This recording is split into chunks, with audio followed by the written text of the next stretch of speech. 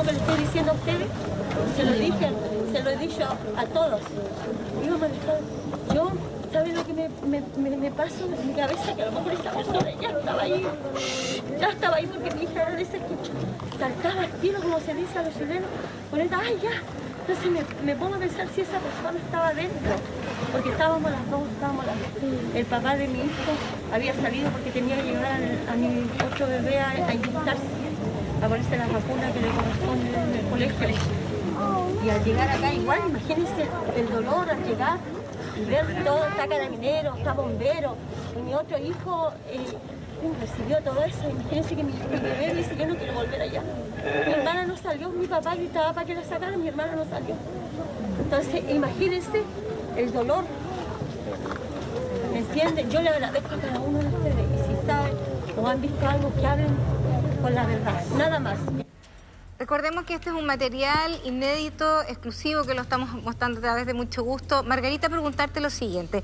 El sentir general, sobre todo de mujeres y de mamás, es que si a ellas les hubiese ocurrido esto, no podrían estar hablando de esta manera. Parece un relato que uno está, ¿verdad?, leyendo de un diario o contando acerca de otra persona. Pero no soy yo la experta, quisiera saber tu opinión. Bueno, Carlita, como tú lo has dicho, efectivamente es bastante complicado que una mamá, ¿no? Una mamá que recientemente ha perdido la pérdida de su hija de una manera tan atroz o tan brutal como se describe, pueda tener ese tipo de comportamiento. Fíjate que uno siempre lo relaciona cuando uno vio, por ejemplo, a la mamá de Matute Jones, que fue una mamá que reflejó toda la angustia de lo que significaba la desaparición, que no encontraba a su hijo, para entender un poco la emocionalidad que tiene una persona cuando se enfrenta a este tipo de hechos. Ahora, eso es importante también aclarar, Carlita, que siempre todos estos elementos que uno va detectando en términos forenses deben ser triangulados. Es decir, confirmados con elementos que sean científicos, es decir, que se puedan establecer cronológicamente, que se pueda trabajar el sitio de suceso, porque por lo demás nosotros hemos visto muchas personas que han estado frente a situaciones lamentables y que han dado testimonio. Fíjate que el caso del profesor Nivaldo, ¿no es cierto? El caso, inclusive, el caso de los hermanos Rojos, cuando también la madre da testimonio, uno ve ahí un descompromiso emocional. Y aquí, en esta entrevista que Danilo aporta, ¿no?, que es exclusivo de ustedes, aquí se ve una mujer que de lo más que se preocupa es de externalizar la responsabilidad, es decir, adjudicarle a un tercero esa responsabilidad. Por lo tanto, ella de alguna forma está intrínsecamente diciendo que ella no tiene nada que ver, ¿no? Ella está heteroculpabilizando a un otro, y que en realidad le parece poco verosímil que esto sea así, dado que ella era la única persona que estuvo con la niña, lamentablemente con su hija, ¿no? Entonces la gente en realidad es poco creíble, su verosimilitud es bastante baja en ese sentido. Cuando tú dices un descompromiso emocional, es lo que nosotros comúnmente llamamos así como que en el fondo se desconectó, como que en algún minuto, claro, hay una disociación, como que su cerebro deja de decirle, mira, tú eres la mamá, tienes que protegerla, lo que haría cualquier persona en un estado emocional normal, ¿verdad? ¿A eso se refiere el descompromiso emocional, para poder entenderlo? Claro, el descompromiso emocional, Carlita, tiene que ver con precisamente esta frialdad emocional que muestra frente a una situación que en realidad, como describía recién la entrevistada anterior, Fabiola decía, claro, ella ha conocido muchas madres que han estado en una situación donde ha ocurrido un accidente o algo le ha pasado a un hijo y las madres se descompensan emocionalmente. Entonces, muchas veces, fíjate, discúlpame, pero hay muchas personas que son bastante hábiles, inclusive teatralizan una emoción. Ya lo vimos en el caso de Joana Hernández, cuando apareció llorando que ella estaba buscando a su esposo en ese momento, su ex marido, al profesor Nivaldo. Entonces teatralizan la emoción, pero acá nosotros vemos que en el transcurso de las entrevistas, porque dio otra entrevista, creo que a un canal de la región, donde también aparece un descompromiso emocional, o sea, por más que quiera teatralizar esa emoción, las personas, el interlocutor observa que no está comprometida, que no hay una afectación interna en ella. Margarita, ¿cómo estás? Buenos días. Quería preguntarte, claro, tú lo que se ve a simple vista, eso de la desafectación hace mucho sentido. Sin embargo, también te quería preguntar por el tema de la expresión corporal. ¿Usted en algún minuto se analiza eso? Por ejemplo, los gestos que está haciendo la persona, la manera como se mueve, cómo mueve sus brazos, la expresión de sus ojos, etcétera. ¿Son determinantes, son importantes a la hora de analizar también si es que está mintiendo? Claro, buenos días, José Miguel. Fíjate que específicamente sí. Fíjate que yo creo, y voy a destacar el trabajo esencial e importante que hizo la Policía de Investigación en la Brigada de Homicidio de la zona, porque gracias a ellos se pudo triangular esta información. O sea, es probable, José Miguel, que cuando tú estás en el sitio del suceso, están ocurriendo las cosas, llegan todos los oficiales, se dan cuenta de ciertas conductas y ciertas actitudes de las personas. Pero eso se debe triangular de forma científica, y por eso te lo digo. ¿Por qué? ¿Por qué es tan importante el trabajo de la policía? Porque la Policía de Investigación estableció a través de un peritaje, entiendo, bioquímico, que el incendio se habría iniciado a lo menos 30 minutos antes de que la persona, en ese sentido la señora Mirtia, hubiese salido de la casa. Entonces, por lo tanto, ahí a ella la sitúan en el lugar de los hechos. Margarita, porque además hay otro... Perdona, discúlpame, cuando tú hablas de triangular, ¿te refieres a cruzar todos los antecedentes? O sea, lo que pasó en lo que se encontró en el sitio del suceso, más las declaraciones de ella, más la salida, y todo eso se cruza la información. Exactamente, José Miguel, eso es lo científico. Cuando tú trabajas una investigación de manera científica, tienes que triangular la información. Es decir, tú tienes a una persona que te da un testimonio, puede llorar, puede inclusive teatralizar emociones. Pero tú como policía, como investigador, tienes que determinar si esos elementos coinciden con lo que vas a encontrar. Ahí se encontró, que eso es sumamente importante, porque gracias a ese peritaje se estableció que en realidad el incendio empezó 30 minutos antes de que la persona hubiese salido del hogar, porque después se estableció, que es sumamente importante, que la data de fallecimiento por lo menos habían sido, o las heridas que se propinaron, ocurrieron con 40 minutos de antelación. Entonces, todo el tiempo. Y además, el arma homicida también la ubicaba con células epiteliales, y que era exclusiva, porque uno podía decir, bueno, en la casa de ella, por supuesto que había puras células epiteliales y podrías encontrar de todas las personas, claro, pero esas son consistentes con las heridas, lamentablemente, que encontraron en el cuerpo de la niña. Margarita. Entonces, esos elementos, discúlpame, esos elementos te hacen cruzar a ti que efectivamente esa persona estuvo en el lugar de los hechos al momento de haber ocurrido lamentablemente el homicidio, entonces la situación criminal. Y en ese sentido te hace más claro esa situación donde a ella la ves que a lo mejor está muy descomprometida, que ella, ¿por qué se preocupa de dar detalles en horas, es como que si tuviera una planificación de cómo hubiesen ocurrido los hechos para que pudiera ser descartada? Pero precisamente eso la policía lo ocupó para precisamente ubicarla a ella en el lugar de los hechos. Claro, Margarita, hola, Roberto Sá por aquí, gusto saludarte. Hola, hola, gusto. Quería volver al elemento que ha salido mucho en esta conversación, en esta discusión sobre este tema, que es la frialdad con que ella ha actuado, la mamá de Melissa. Ella está siendo investigada, es una persona que está siendo imputada, que hay muchos elementos que hacen pensar que ella es la principal sospechosa o es sospechosa de todo esto. Pero pudiera ocurrir que una persona no es la culpable, es la mamá, y tenga esta actitud fría también, y finalmente ella no tuvo ningún elemento o no participó de este hecho. ¿Pudiera ocurrir también eso? O sea, pudiera ocurrir que ella no estuviera, o sea, a lo menos todos los elementos científicos, técnicos, periciales, la ubican a ella en el lugar de los hechos. Lo que sí yo podría decir es que por ahora nosotros no podemos afirmar la participación de Luis, ¿no?, de la persona que es el padrastro de la menor. No lo podemos confirmar con lo que hay, pero tampoco lo podemos descartar. Ya. Porque si tú te pones a pensar en los hechos lamentables del crimen que estamos hablando, toda la sucesión de hechos no calzan con el tiempo en que habían transcurrido, es decir, con el tiempo en que ella estuvo sola en la vivienda, con la niña, con la menor, y que hubiesen ocurrido todos esos hechos. O sea, piensa tú lo que nosotros entendemos por lo que han trascendido y además por todos los elementos que se pusieron a la vista cuando se hizo la audiencia. Es decir, ella inclusive envió una fotografía a un laboratorista dental, entiendo, o sea, claro, con 15 minutos de diferencia. Entonces, hacer todas esas acciones, que no podemos obviamente relatarlas, pero sí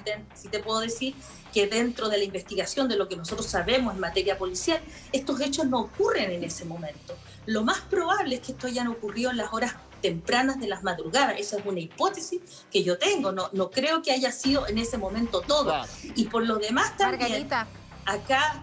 Sí, dime nomás. No, perdona que te interrumpa, pero Danilo nos llama de manera urgente. Danilo, ¿qué ocurre?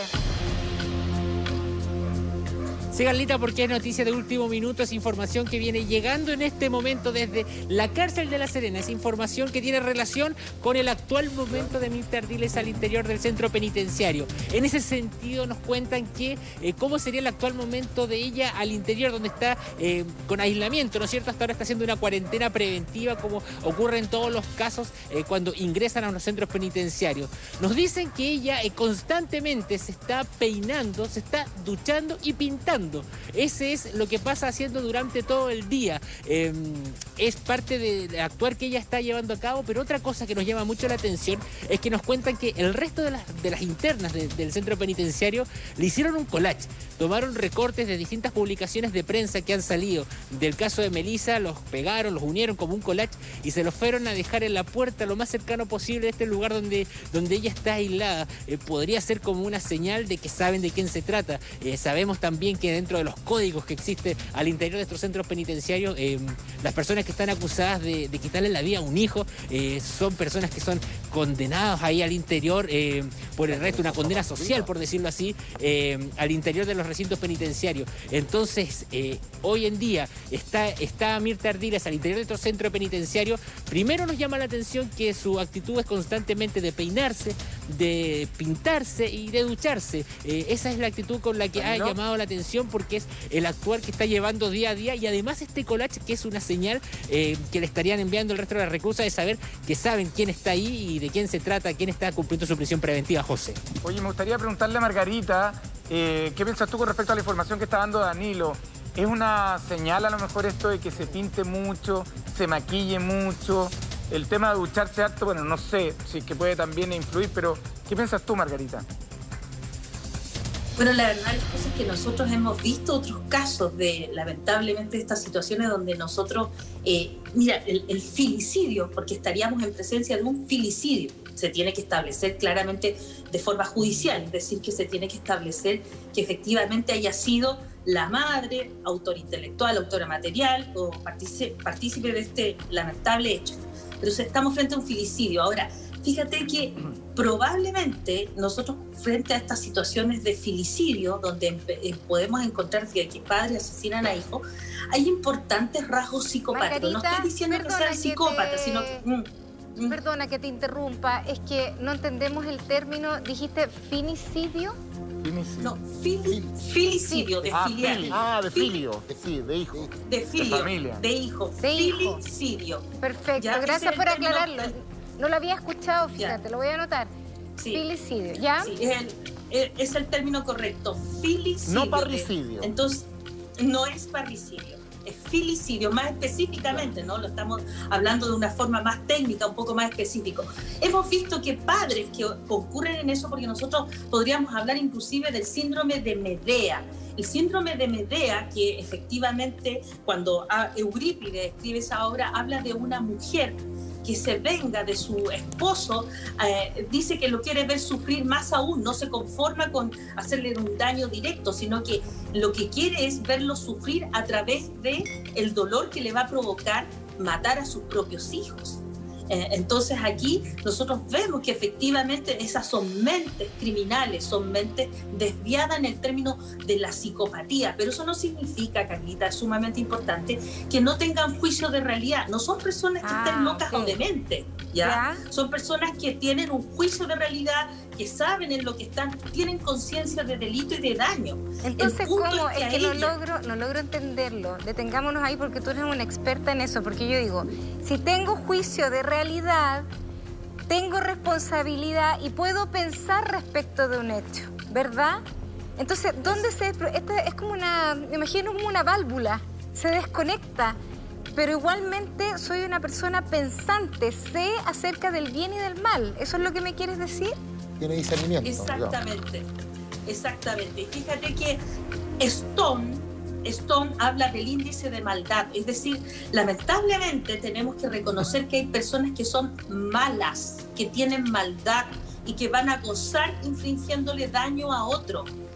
No es que estén locos o dementes, de hecho, fíjate que la mayor parte de las personas que tienen un diagnóstico de psicosis o una alteración, una enfermedad mental, que eso tiene que ver con una enfermedad mental, no andan asesinando a las personas. Son muy pocos los casos de asesinos que personas que tienen una desviación mental. La mayoría son psicópatas cuando son en serio, cuando hacen crímenes tan horrorosos que como estos que los que estamos hablando pudieran concurrir. Entonces, Margarita, sí tienen conciencia, pero disfrutan con hacer daño. Son malos.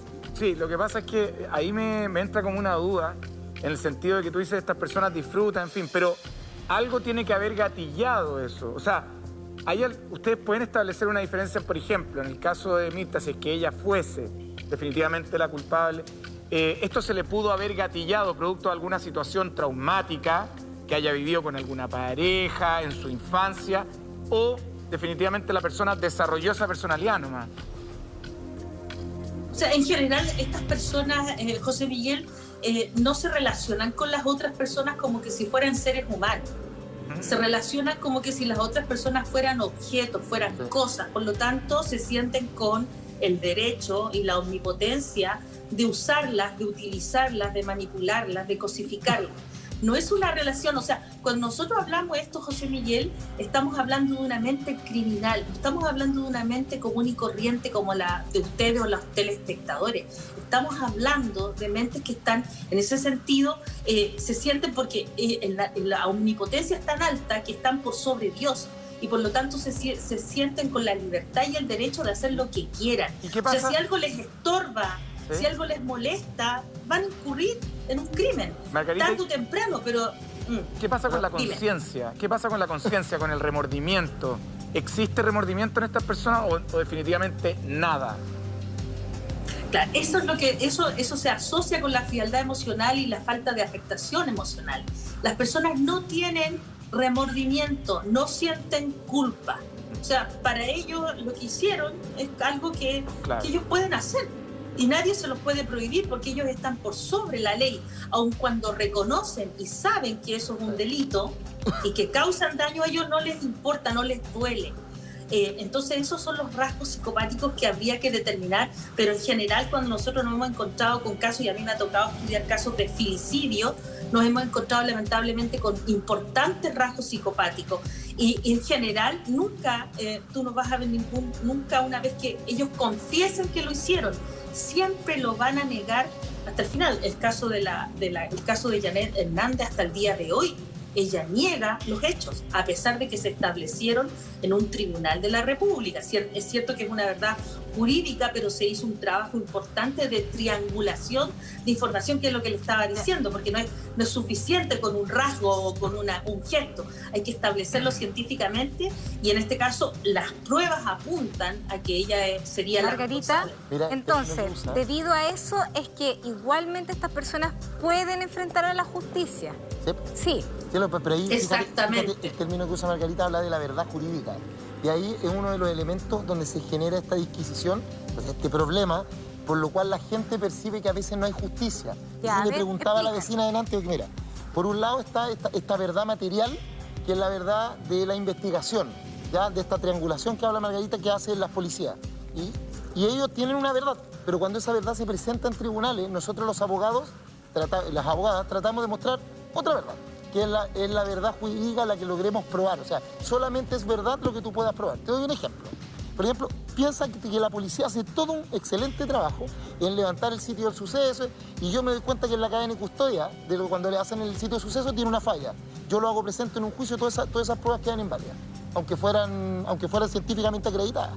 O que alguien diga, mira, nosotros le hicimos un estudio y yo digo, ¿dónde está la triangulación para poder bajar ese estudio y decir que alguien está mintiendo? Y yo voy a probar que es inocente. O también yo puedo decir, ¿sabes qué? En el juicio esta persona actuó con obcecación o tuvo un grado de demencia y eso yo puedo dejar que una persona sea irresponsable penalmente. Ya, pero ¿aquí eso no podría aplicarse el grado de demencia? Por supuesto que y uno de los elementos que es de la defensa. Pero según lo que ha dicho Margarita, en este tipo de casos en donde sí existe responsabilidad y sí existe conciencia de que hay un bien y un mal. No, pues evidente que el defensor va a tratar de probar, la defensa va a tratar de probar de que estuvo en un momento de, que no tenía control sobre sus emociones. No estuvo en sus cabales. No actuó en sus cabales. Y tengo que probarlo. Obviamente, a través de los informes de la PDI, van a tratar de probar de que no, porque no era así. Ella tenía control sobre sus actos. Y ahí, disculpa, Margarita, con esto te doy el paso. Que ahí hay un elemento que tú preguntaste, José, cuando los psicópatas actúan, o la gente que tiene estos rasgos psicopáticos, puede actuar por reacción o por prevención. Te explico. Hay uno en que yo me preveo, no ha pasado nada, y yo armo toda la estructura de la conducta. Digo, lo voy a matar de tal manera, voy a hacer esto, y después voy a tener este relato. Eso es preventivo, no ha pasado nada y yo planeo todo. Y la otra es cuando yo me dejo llevar por algún tipo de emocionalidad y, por ejemplo, la ira, y cometo el delito. Y después de eso yo digo, ya lo hice, ya está acá, ¿qué voy a hacer ahora? Me tengo que hacer un relato, tengo que mostrar las manos de tal manera, pero siempre hay rasgos que te delatan, y ahí Margarita tiene toda la razón. Pero más en la segunda situación que en la primera. Claro, más en la segunda, que te deja llevar, es muy raro de que alguien, el psicópata, ¿qué es lo que trata de hacer? Le genera placer en mostrar que es más inteligente que el resto. ¿Ya? ¿Y dónde se equivocan? Se equivocan precisamente en el idioma no verbal, en el idioma corporal. ¿Te acuerdan cuando yo les dije el otro día? Cuando tú buscas, tus lados del cerebro biológicamente funcionan de la siguiente manera. El lado donde está el recuerdo es el lado izquierdo y el lado donde está la parte de la credibilidad es el lado derecho. Entonces, dependiendo de dónde tú miras cuando te están haciendo una pregunta, es dónde estás buscando esa información. ¿La estás inventando o es algo que estás buscando en tu recuerdo, en tu memoria activa? Oye, lo mismo las manos. Rodrigo, Margarita, fíjate que esto nos hace acordar también, a lo mejor tú te vas a acordar del crimen de Soledad Apóstol, hace unos años. Claro. Que fue increíble porque el tipo había estado preso, en fin, pero sale. Y finalmente ella, que estaba vendiendo su auto, pone un aviso, en fin. Y este señor llega vestido de chaqueta y corbata, muy bien aspectado, en fin. Llega al edificio donde ella trabajaba, sube, baja con ella le va a mostrar el auto. O sea, él hace toda la actuación, la previa, para finalmente matarla, digamos, robarle el auto y esconderla en la maleta y matarla con disparo. Entonces ahí tú dices, acá hay una situación psicopática, del tipo que se prepara, se viste bien, para lucir bien. Ojo. Es una mise en scène de alguna manera. Sí, pues la mise en escena, la puesta en escena. Pero ¿sabéis que ahí el gatillante, cuando tú empezás a leer este tipo de casos, ¿sabes cuál es? Es la no sumisión. Cuando tú le empezás a preguntar el relato, él lo que busca es generar miedo en su víctima. Y de repente la víctima no tiene miedo. Y la víctima trata de mantener el control y eso los desespera. Y ahí entran en ella. ¿Cachai, no? Sí. Porque ellos quieren sumisión absoluta. Y como la víctima no lo hace, ese es el gatillante. Margarita, vamos a hacer lo siguiente, porque estamos tratando de aportar y de, ¿sabes qué? Para mí, personalmente, tratar de entender. Es muy difícil de entender. Mira, vamos a repetir el video que compartimos contigo en la mañana para la gente que se viene sumando a la sintonía. Veamos este compromiso emocional o esta desconexión. Este es un video exclusivo que tenemos para compartir con el público. La madre de Melissa a los pocos días del fallecimiento de su hija. Lo mismo que le estoy diciendo a ustedes, se lo he dicho a todos. Digo, yo, ¿saben lo que me pasa en mi cabeza? Que a lo mejor esta persona ya no estaba ahí. Ya estaba ahí porque mi hija era de esa que saltaba al tiro, como se dice a los chilenos. ¡Ay, ya! Entonces me pongo a pensar si esa persona estaba dentro. Porque estábamos las dos. El papá de mi hijo había salido porque tenía que llevar a mi otro bebé a inyectarse, a ponerse las vacunas que le corresponden en el colegio. Y al llegar acá igual, imagínense el dolor al llegar y ver todo, está carabinero, está bombero. Y mi otro hijo recibió todo eso. Imagínense que mi bebé dice, yo no quiero volver allá. Mi hermana no salió, mi papá gritaba para que la sacaran, mi hermana no salió. Entonces, imagínense el dolor. entienden. Yo le agradezco a cada uno de ustedes. Y si saben o han visto algo, que hablen con la verdad. Nada más. Margarita, te hago una pregunta, por supuesto, nosotros no podemos condenar a nadie, la justicia todavía no ha dado ese veredicto, así que simplemente estamos conversando acerca del hecho y en base a material que vamos recibiendo. Aquí tenemos a una madre enfrentada a una comunidad, ¿verdad? Ella hablándoles acerca de los hechos. ¿Qué otras cosas podríamos ver en este video desde tu mirada más científica que nosotros no hemos visto? La gente la está escuchando con mucha atención.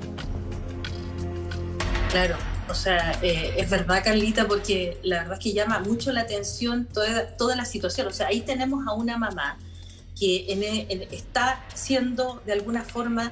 se supone que hay gente que la está apoyando, pero también hay gente que necesita saber qué es lo que ocurrió. Claro. Y además las personas intuitivamente sospechaban algo ya, porque todo lo que ella empieza a relatar, ese descompromiso emocional que no solamente fue captado a través de ese video, sino que debe haber sido captado por las personas que interactuaron con ella.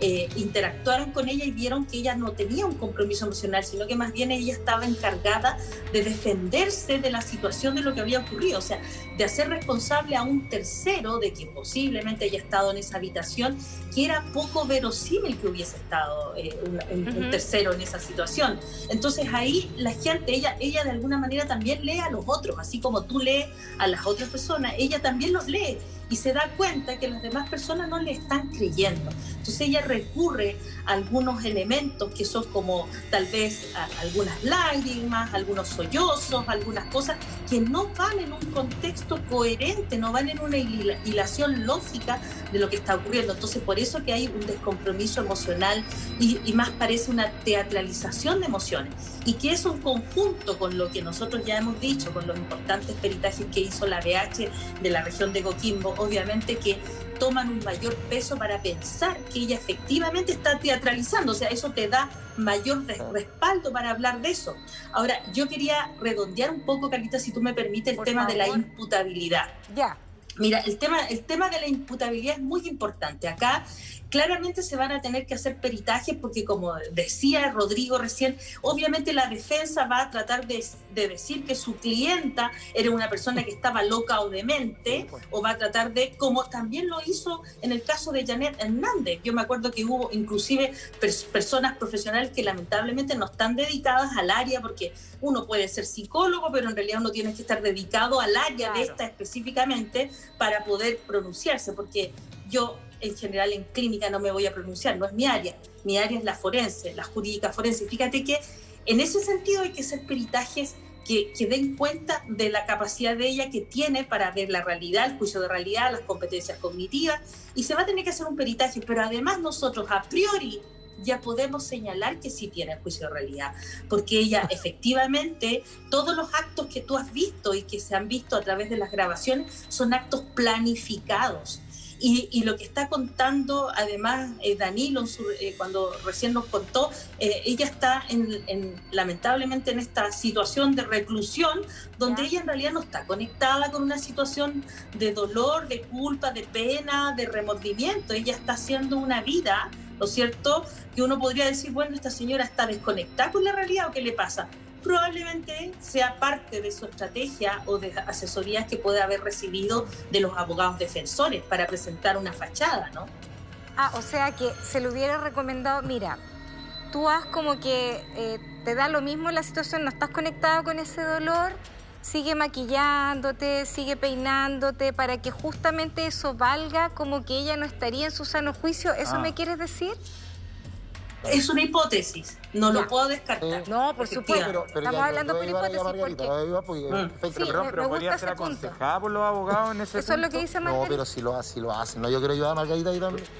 Tú conoces bien a los abogados. Los colegas, de ahí, perdón, yo voy a contar, me voy a poner la máscara como el secreto del mago. No, hay colegas que lo hacen y le dicen, y hemos visto casos en todos lados, o sea, hay casos por ejemplo, en el caso de Hernando Calderón, ahí lo vimos, ya ahí tenía un ejemplo claro de cómo se arman las estrategias, y las estrategias tienen elementos y el mismo abogado te dice, no hagas esto, ten cuidado con hacer este comentario, incluso establecen el relato para que lo repitan 1, 2, 3, 4 veces, ¿cachai? ¿Por qué? Porque es parte de la estrategia la teoría del caso. Ya. Y ahí claro, porque también uno podría pensar que alguien está haciendo eso para... Mira, voy a dar un ejemplo súper burdo, pero como estamos planteando distintos puntos de vista, podría decir, mira, yo me estoy maquillando, peinando, me ducho harto porque quiero subirme el ánimo, porque es muy triste estar en este lugar. También puede ser. O porque murió una hija. Quiero ponerlo porque también podría salir eso. Ella podría decir, perdón, ¿qué tiene de malo maquillarse? Necesito tener un cuidado personal, no me gusta el lugar en donde estoy. O necesito escapar de esta realidad.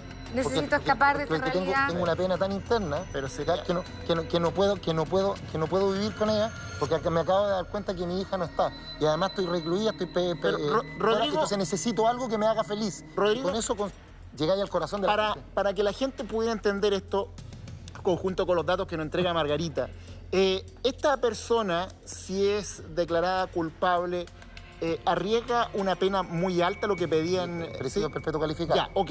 O sea, en el presidio perpetuo calificado, acuérdate que son por banda, la banda mayor. Pero de ahí viene la verdad judicial, viene la atenuante... Pero arriesga una pena bien dura, por decirlo. Bien dura. Y si su defensa logra acreditar que ella estuvo fuera de sus cabales, que estaba con un trastorno mental, todo... ¿Eso pudiera rebajar considerablemente esta pena alta? Para que la gente entienda eso que estamos hablando. No solo rebajar, Roberto, puede dejar exenta de responsabilidad penal. Acuérdate, yo te dije que estaban las atenuantes que bajan la pena, las agravantes que la suben y también las eximentes. Las eximentes, o sea, que te dejan sin responsabilidad. Obviamente es súper difícil, pero ¿sabes cuál es el tema? El tema es que, bueno, y aquí un tema técnico lo voy a explicar muy simple.